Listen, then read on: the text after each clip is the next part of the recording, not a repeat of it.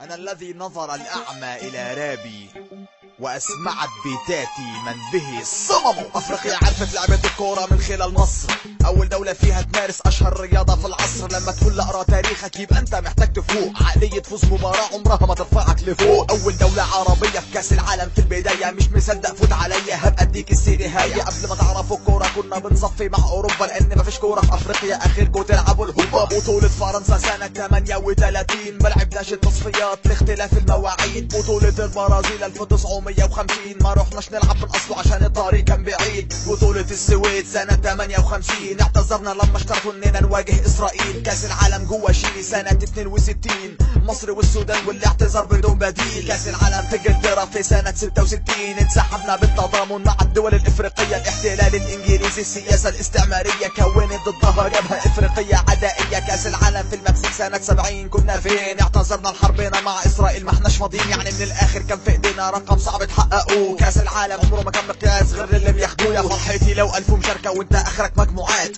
اخرك 3 ماتشات حصالة وتلم الكاشات. الكرة الارهابية بعترف انتوا الريادة، ما انتوا صعبانين عليا عشان نفسكوا تبقوا السادة. اتفضحتوا في انجولا خدتلكوا 3 هزائم، واحدة منهم رباعية من عملاق افريقيا الدائم. لما تخسروا بتقولوا بنحضر للمونديال، محاربوا الصحراء ما بيلعبوش في الادغال. منتخب السجيلين اداكوا درس في الرياضة، كشفكوا قدام العالم كله عرف مين السادة. تعرفوا الرجولة منين طول ما انتوا لابسين حلقان؟ اتعلموا الاحترام من متعب وجد وزيدان.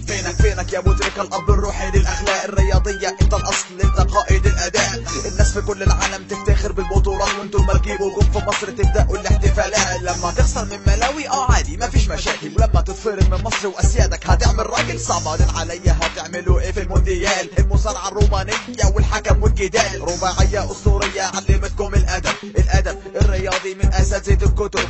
ألف رحمة ونور على مليون شهيد، إيه كان هيقول الجد لما يشوف الحفيد؟ لو مش عارفين تكونوا زي جدتكوا هجيب لكوا جدو، هو اللاعب الجامد اللي يخليكوا تتصدوا. 1 2 3 4 مش كفاية دول، صعبتوا على فريقنا ومرضوش يحطوا جول. مصر خدت بطولة لعدم وجود الجزائر، نكتة جديدة ما تعرفوش انكوا فيها مجرد زائر. المشاركة الشرفية في كاس افريقيا وكاس العالم احتفلت في كل حتة بالانجاز الحالم. يا ابني عيب عليك تتكلم علم علمينك، اوعى تفكر انه ضعف، ده احنا بمزاجنا سايبينك. قلتوا علينا اسرائيل وبلاد الرقاصات، واللي بيته من ازاز ما يرميش الافيهات. مش هخش في الفن والسياسة والتاريخ الجزائري، لما يتشفر يخش في اي فسيخ. اكلمه في الكرة يرد ويقول لي الجدار، اكلمه في الجدار يرجع ويقول لي التتار. الكراهية الابدية ده مرض مالوش علاج، لو اتكلمنا للابد ما احناش هنفض الاشتباك.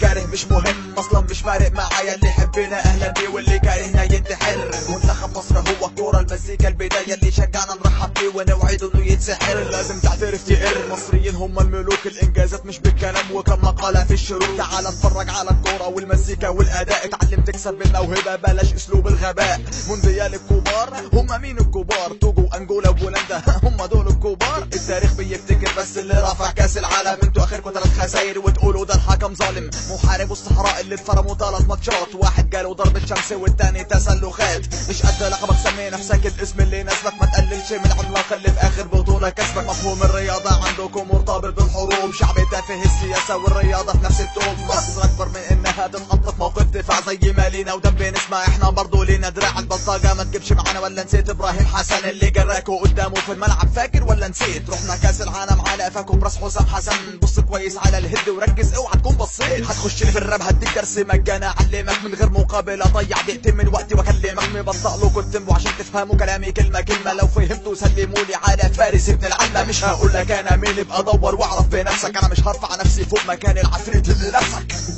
وقف الخلق ينظرون جميعا كيف أبني قواعد المجد وحدي، وبناة الأهرام في سالف الدهر كفوني الكلام عند التحدي. أنا تاج العلاء في مفرق الشرق، ودراته فرائض عقدي. إن مجدي في الأوليات عريق، من له مثل أولياتي ومجدي. أنا إن قدر الإله مماتي، لا ترى الشرق يرفع الرأس بعدي.